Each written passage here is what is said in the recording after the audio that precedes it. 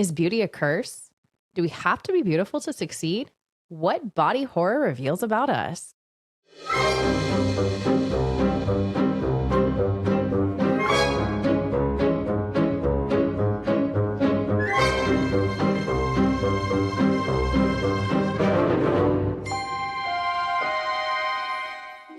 All right, and welcome to the Horror Comedy Hangout podcast. My name's Chris, the independent filmmaker. I'm Jess, of course, the non-independent filmmaker. That's right, and we have another movie review tonight. Yeah, And super excited. Yeah, this one's been a long time coming, actually. So what are we reviewing tonight? We're reviewing The Ugly Stepsister tonight. That's right, The Ugly Stepsister. This came out a while ago. Yeah, April or May of this year. But I just recently found it and was really intrigued about the theme of it and the person who made it and the people that actually made it. So this is going to be a little different. It's going to be a review, but we're also going to be talking about a very important topic as well. Yeah. So please stay tuned. And if you don't know about us, we do movie reviews and interviews with creatives from the horror comedy space and the horror space. And we do movie reviews of horror and comedy movies. Yeah. So That's us. That's us. So please stay tuned for that. Yes. Like I said, we're doing the movie review of The Ugly Stepsister. And do you want to know what it's about? Nah. No. They want to know what it's about. So They want to know we're what going to go it's over what it's about. about.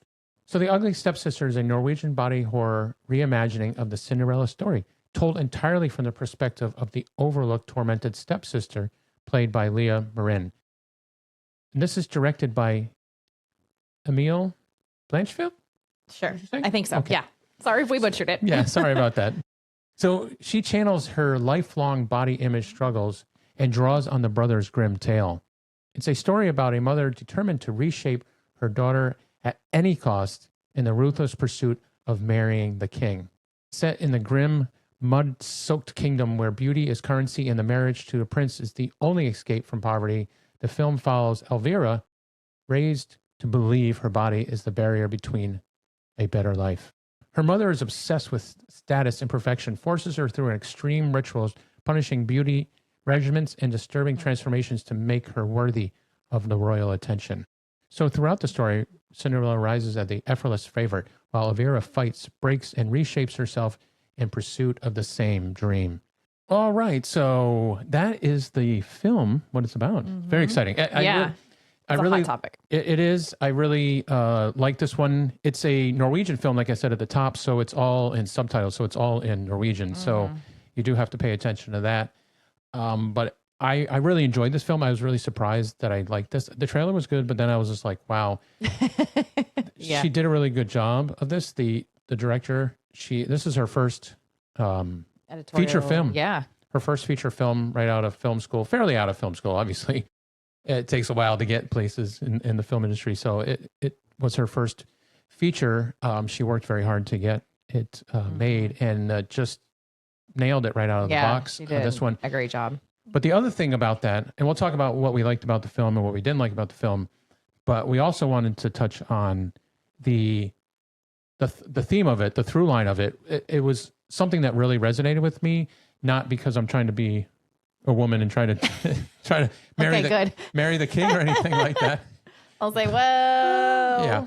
So, but it was just the price that she would pay to go through. Because this was the perfection forced on a woman in a fairy tale that, it just mirrored the real world pressures that we face today and that we see in society with, social media and the pressures of, young kids to look a certain way and the filters that we have on all these devices to make us not look the way we are. And we always are putting stuff up on these social medias that are not ourselves because we don't want to show the other side.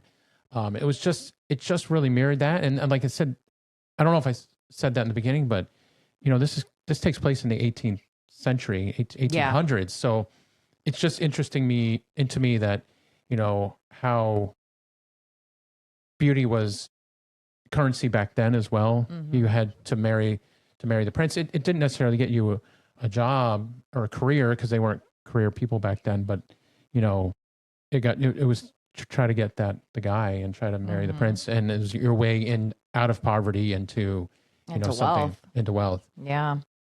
This film becomes a metaphor for dysmorphia, and then I'm like, oh, I got to look up what dysmorphia is and everything like that. So it's a fear and obsession of over um, imaging those flaws, just obsessing on those flaws, and then just her goal of it was her painful internal experiences, and she just didn't feel enough, and I just felt like that translated into today. So I wanted to talk about that a little bit. What your thoughts are on it? That I think it's just been a thing for the centuries of Yeah. and never ending. Because I feel like we both resonated with this film, and especially me being as a woman, I think there's so much stigma and so much pressure on us, like Elvira, had in the film. And we're held on this pedestal of you have to put heels on and a dress and makeup and this and that and the other. And no, we don't. Like, I love running around in my workout clothes and a baseball cap and flip flops. Like, that's me every day if I don't have to dress up or we're not going on a date. I've had people come to me in my life that are close to me and say certain things. And, it makes you question, like, okay, should I have something done? Should I augment my body? Should I No. do this, do that? No, I should not.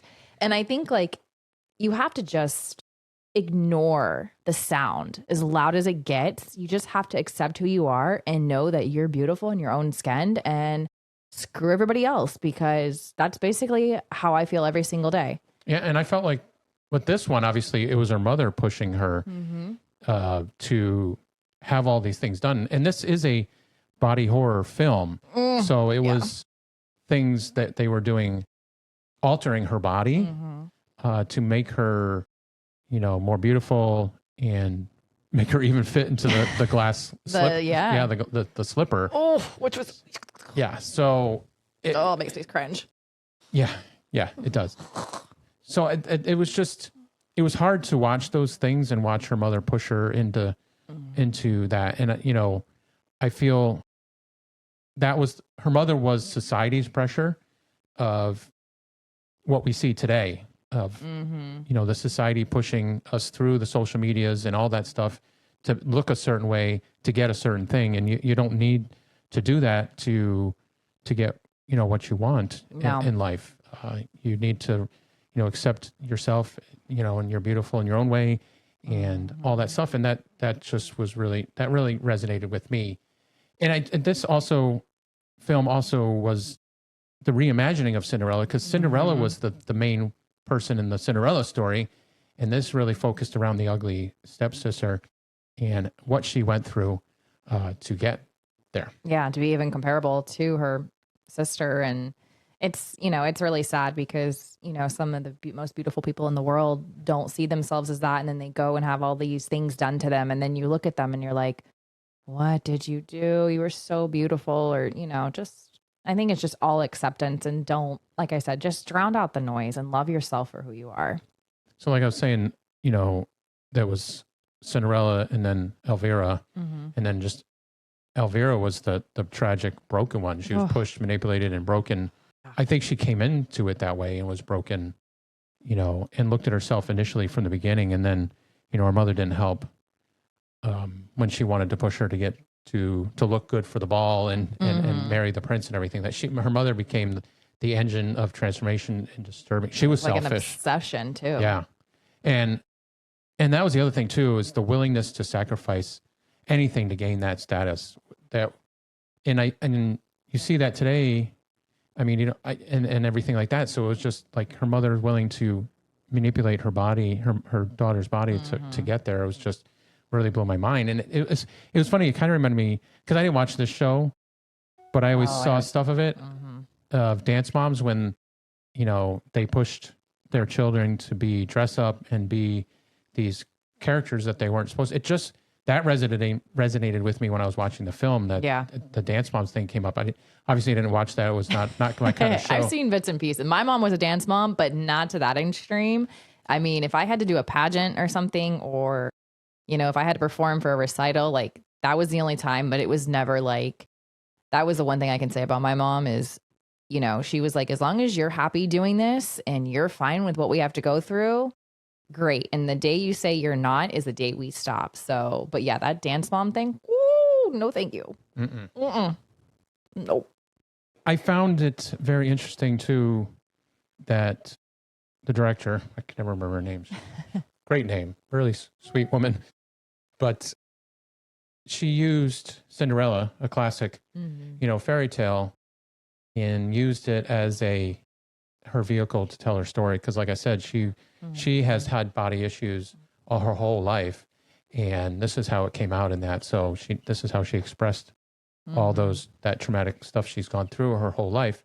And then I thought, like, wait a minute, no, fairy tales are inherently violent. It's I found it very funny that fairy tales kind of ride that line. They are for children, but they have a violent nature to them. So this kind of really fit in, and using it from the Ugly Stepsister side, it really worked well, because it's just, they're already a little twist on the horror and the crazy anyway in fairy tale, especially the Brothers Grimm. So I think it worked right.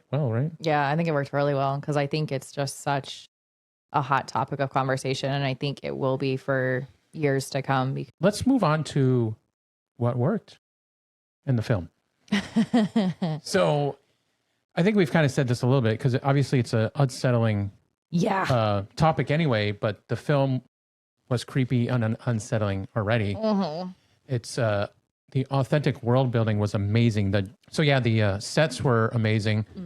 You said the costumes, you liked the costumes. I thought it was amazing. The wardrobe, they really put you right in that time period. Absolutely. Yeah. So, and the practical effects were raw and personal. Felt that way too. Because like I said, it is body horror, so there is a lot of, not a lot, but there's enough. There's enough that makes you squirm and everything. And I think body horror makes you squirm anyway because it's just, it's touching things on your body and changing it, and it just freaks you out a bit. But it worked. It really worked. It did. Those scenes. I closed my eyes. I said the director, her directing was really good. I think it really came through what she was trying to say and everything like that. But I will have to give a shout out to the actress, the main actress. Her performance was over the top amazing. These are all Norwegian actors and actresses, yes. And I was really impressed by her. She really, really embodied that character, and I really felt for her. I had empathy for her, for what she was going through. And then there's pressure from her mother, and she just got caught in the middle. And then it kind of went to the point where she's like, okay, this is what I want, and this is what I'm going to do to get there. And it doesn't go quite to plan the way she wants to. Yeah. Yeah. I don't think the film would have worked as well if all of these women didn't come to the table with their own body issues per se. Because, we did watch an interview with them, and they all said that they had at some point in time or were still going through like a certain issue with their body and accepting it. And I think that's what made this film work is they brought all of that raw, real emotion from their own lives into their characters. Because I think it was cathartic for them too. I think they were able to work through some of their body issues actually going through the film. Yeah. And I think it also helped to know that they're not the only one out there. And I think that's why this podcast was important to talk about, because it has to be talked about that everybody's going through this. Even if they say they don't. And even if they say they're not. No, they're not. Yeah. No, I'm sorry. You're going through it at some point. You go through that, and you have to work through it, and know that it's going to be okay, and you just accept yourself. All right. So let's talk about what didn't work. So there are several things. Movies that deal with body horror. And they kind of compared this to The Substance. And I think people were thinking it's more like that. But The Substance and this one they dealt with body horror and images. But in two totally different ways. Two totally different ways. Yeah. It's almost apples and oranges. It's the same theme in a way, but it's just told in two different ways and in two different time periods. So I think people got overhyped because they were like, oh, it's like Substance, but it's not. It's not. So don't go into it thinking that it's not like The Substance. Yes, it does deal with image and body horror, but that's about it. Yeah. And other things, I think because it is a horror, a lot of people are looking for, some people, the real hardcore horror people are looking for really bloody horror kind of things. And, this wasn't as gory as some films are, but it does deal with that uncomfortable body horror stuff. Ugh. So I think it will get some people for sure. Yeah, I'm not a big fan of body horror. That is probably like the most squeamy you're ever going to see me. Yeah. Oh, absolutely. Yeah, no. Mm-mm. So the also too is it's a slow burn film. The pacing is slow, and occasionally it goes on for a little too long on the scenes and stuff like that. And then another thing that I had was there are time jumps, weird time jumps. Like you'll be in a scene and then all of a sudden there's another, it goes to another scene. And you're like, well, what happened? Oh. Yeah. And I get you want to be efficient and cut stuff out, but it really was like it was a head tilter. Yeah. And you're like, I don't know what's going on now. So there is some of that as well in there, but not enough to make me stop watching it either, because I watched the whole thing. And I think too, for a lot of people that are not used to maybe European films, this one definitely had a sex shocker value. So if you're not one of those people that's really hot and heavy into explicit sex scenes. Yeah, there was one explicit and then there was some other nudity stuff, but the one that was just kind of weirdly done. So just FYI. Yeah, just fast forward through that if you don't want to see that. The ending is very interesting. The ending with her mother and the way she ends up, Elvira ends up, and her mother. It's a very heavy hitter. It's not one of those like, yay, happy ending, everybody wins kind of thing. Definitely not that at all. So if you're expecting a joyous end to it, you're not going to get that either. Mm-hmm.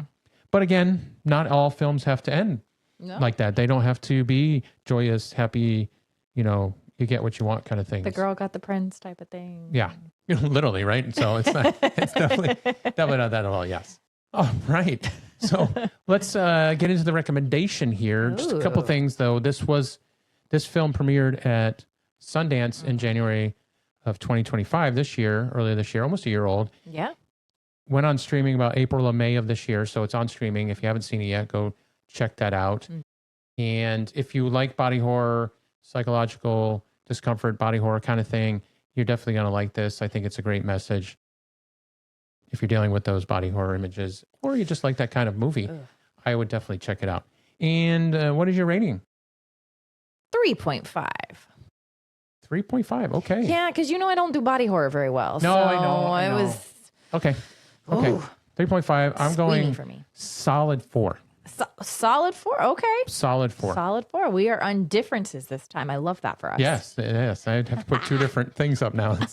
All right. So if you liked this content and you enjoyed our podcast, please like and subscribe. Hit that button for those likes and those subscribes. It helps out the channel a lot. Yes, please comment below. Yes, we love our comments. We do respond back to the comments. We do respond to them. And I think the comment should be, what is your favorite body horror movie? Ooh. Is it this one? Is it another one? Mm-hmm. And we'll comment below as well. Or just say hi. Yeah. Or just comment if you kind of agree with us about how society and beauty are so conflicting all the time. Yeah, we can talk about that. I'd love to have a conversation about that. Any of those comments, please put them below and we'll respond. And thank you for joining us on the Horror Comedy Hangout podcast. We're on YouTube if you're watching us, or any audio platform that has podcasts we're on. Mm-hmm. So thank you for joining us, and we'll see you on the next one. See you soon.